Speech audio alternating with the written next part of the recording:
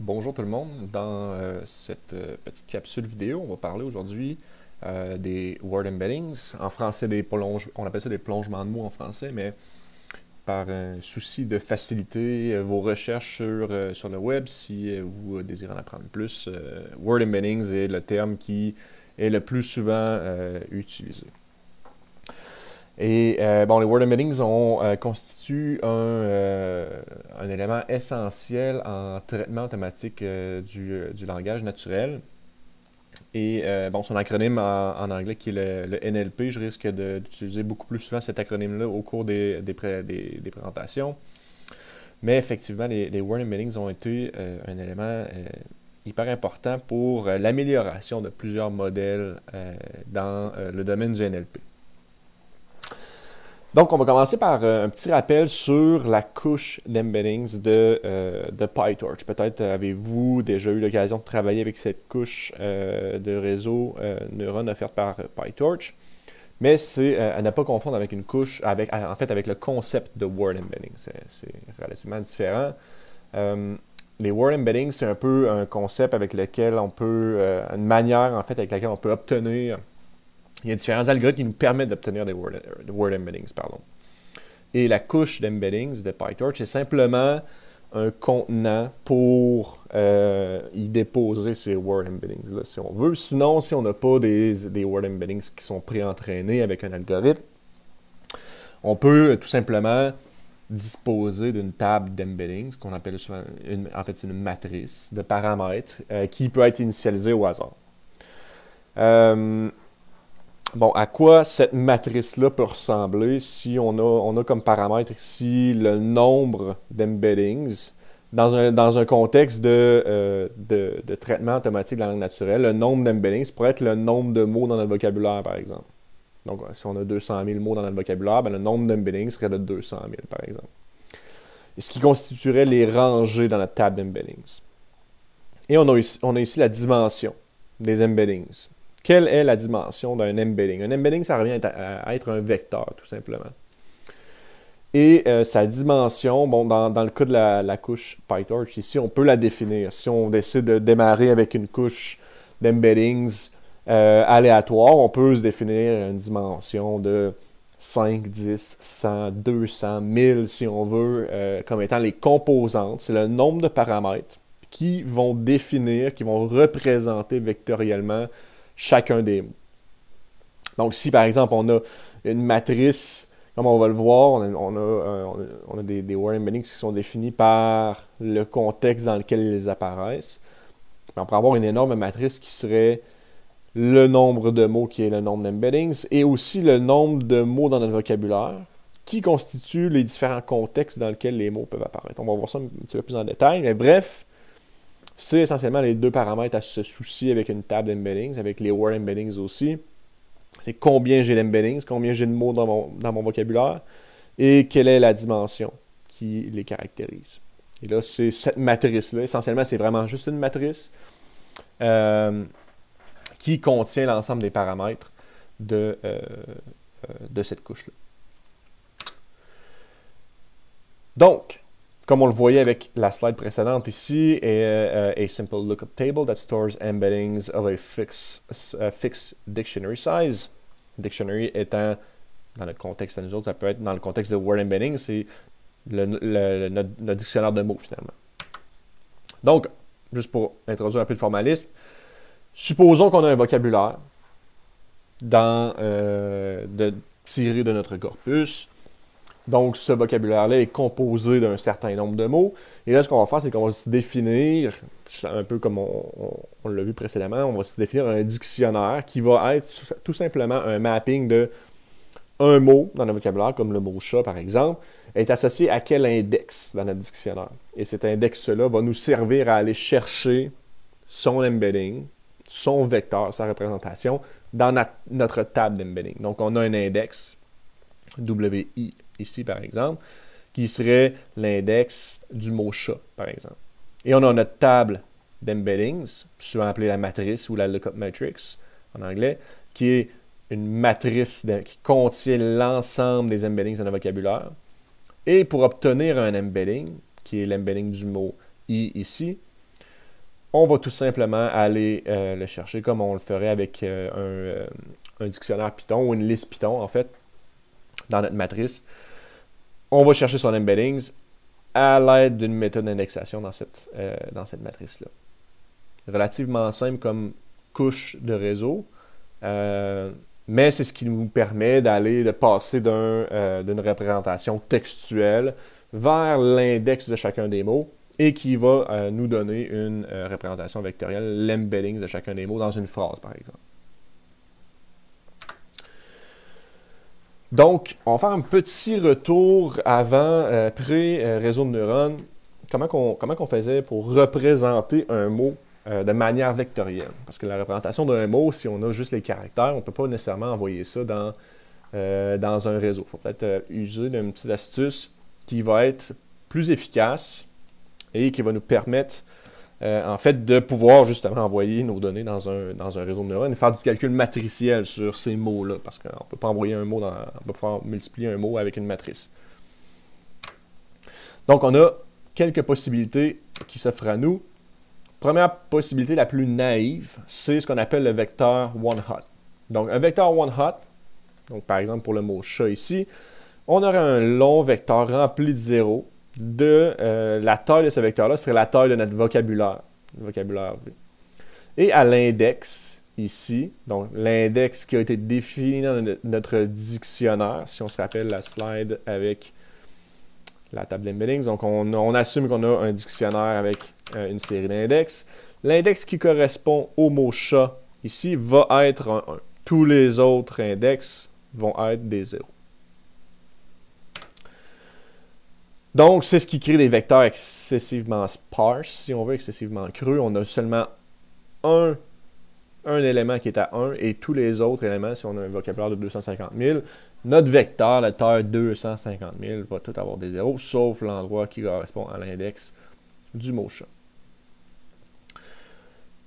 Et bon, on va utiliser rarement, voire jamais, ce type de représentation, mais c'est simplement pour nous diriger vers ce qu'on appelle les vecteurs de contexte. Donc, à la place d'utiliser un vecteur qui représente uniquement le mot chat, et là, si on veut faire, par exemple, des opérations de similarité, parce qu'il y a certains mots qui sont similaires dans le vocabulaire, on pourrait vouloir faire des opérations de similarité entre le mot chat, chaton, ainsi de suite, et utiliser cette représentation-là de style one-hot nous apporte pas grand-chose parce que toutes les similarités vont être à 0. Et là, où je m'en vais avec ça, avec les vecteurs de contexte, l'idée est d'utiliser un vecteur de contexte. Donc, on a un corpus entre les mains, on a un corpus de texte, et le mot chat va apparaître dans différents contextes.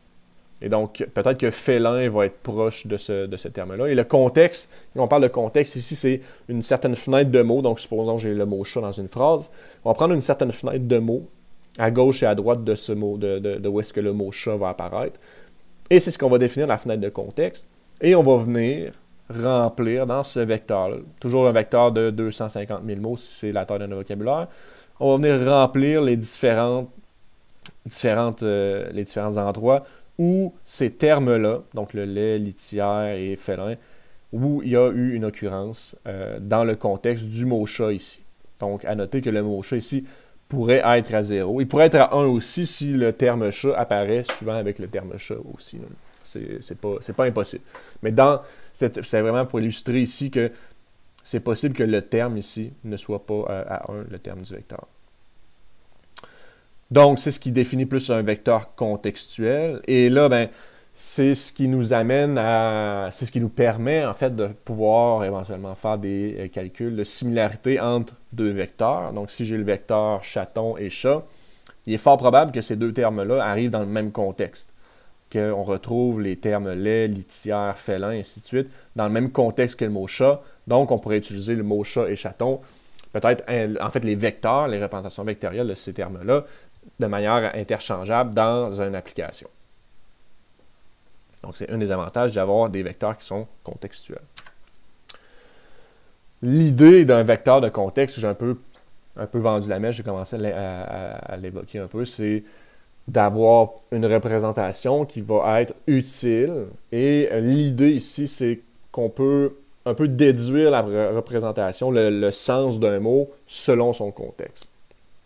Si on prend par exemple cet exemple-là qui est tiré du livre de Jurafsky, qui est un excellent livre, Entraînement automatique dans la langue naturelle, soit dit en passant, dans le chapitre 15, on a cet exemple-là que j'aime beaucoup présenter. On a le terme en italique ici qui est tesguino. Et on a 4 phrases. Bon, on a a bottle of tesguinos on the table. Everybody likes tesguino. Tesguino makes you drunk. We make tesguino out of corn. Donc, si on n'a aucune idée de qu'est-ce que le tesguino, seulement avec ces 4 phrases-là, on peut en déduire que le tesguino, c'est une boisson alcoolisée et probablement qui ressemble peut-être à la tequila ou bon.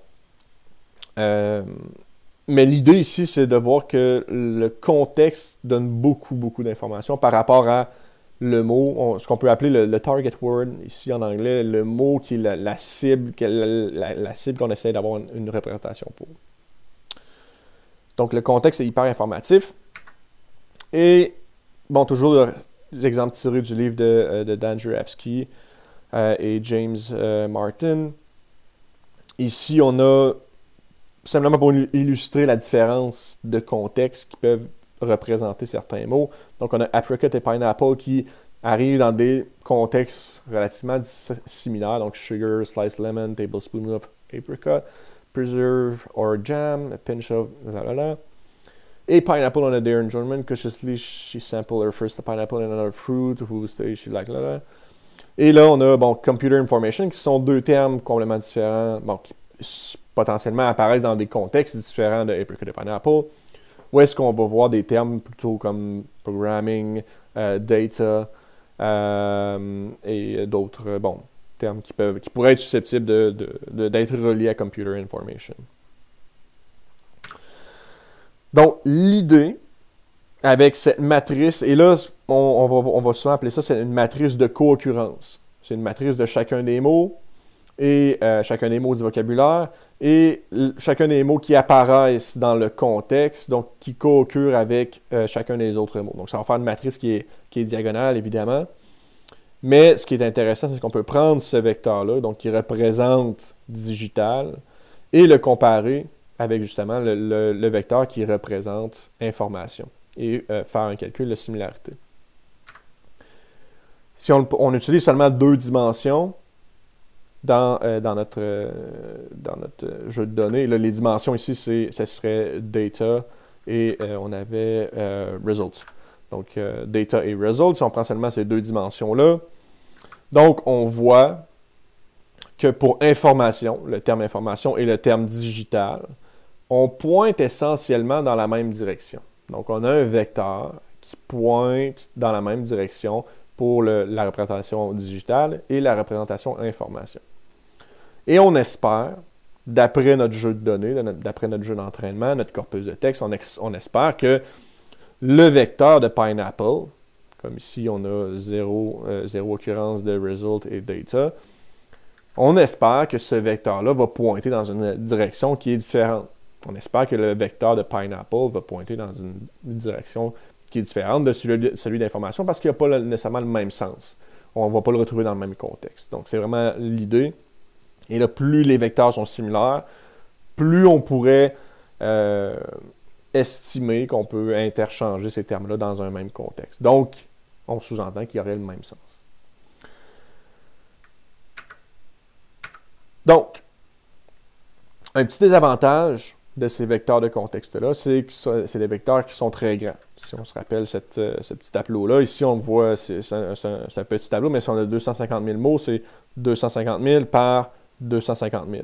En mémoire, cette matrice-là commence à faire un peu... elle commence à être grosse. Donc, ce qu'on veut, et aussi, effectivement, ces matrices-là contiennent beaucoup de zéros, donc c'est des matrices très creuses. On veut donc trouver une manière de réduire cette dimensionnalité-là. Et, bon, efficacité en mémoire, je l'ai mentionné. On va avoir ça va être beaucoup plus facile pour certains classificateurs d'utiliser ces vecteurs-là. Même pas juste des classificateurs, des architectures en soi. Et ça va réduire de beaucoup le nombre de paramètres.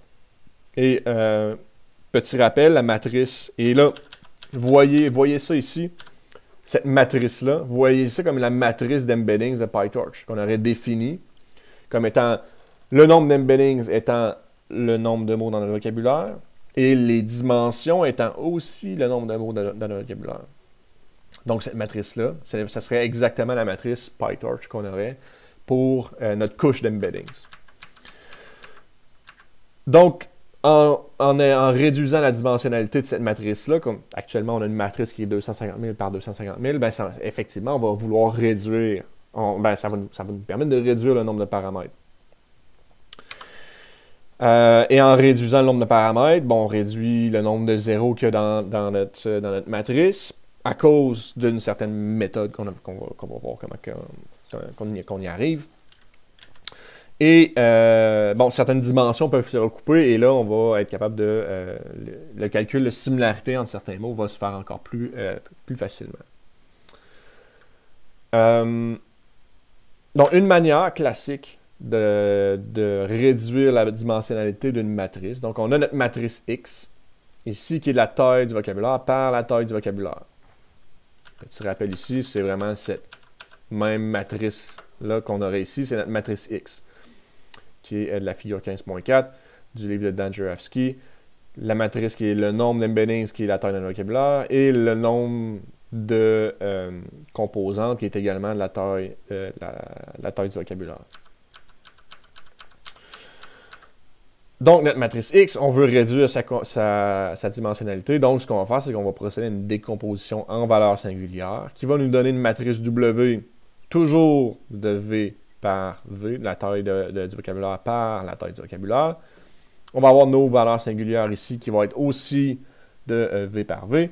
Et on a ici la matrice C, souvent qu'on appelle C pour le contexte, qui est également de la taille du vocabulaire par la taille du vocabulaire. Et là, pour réduire la dimensionnalité, ce qu'on fait, c'est qu'on va juste conserver les cas valeurs singulières, les top cas valeurs singulières dans cette matrice-là pour réduire considérablement la matrice W. Et ça constitue toujours une espèce d'approximation de notre matrice de co-occurrence, qui est notre matrice X originale. Cependant, on se retrouve avec une matrice W, qui est la taille du vocabulaire toujours, mais la taille des vecteurs, des embeddings, est réduite considérablement. Souvent, on va parler d'une taille, on va conserver seulement les 300 jusqu'à 1000 valeurs singulières pour faire la décomposition. Comparativement à 250 000 qui était le vocabulaire initial. Donc, ce qu'on fait ensuite, c'est qu'on va simplement utiliser W. Et là, W devient notre matrice de paramètres, notre matrice, notre couche d'embeddings, notre couche PyTorch embeddings, qui toujours va avoir le nombre de mots dans le vocabulaire comme étant le nombre d'embeddings, sauf que la dimension des embeddings va être rendue de K. K ici étant un hyperparamètre qu'on doit configurer en tant que programmeur de réseau de neurones. Et c'est ce qui va nous amener à la méthode à réseau de neurones. Donc, cette méthode-là, c'est une méthode qui est plus classique, où est-ce qu'on va tout simplement utiliser la décomposition en valeur singulière, donc la SVD.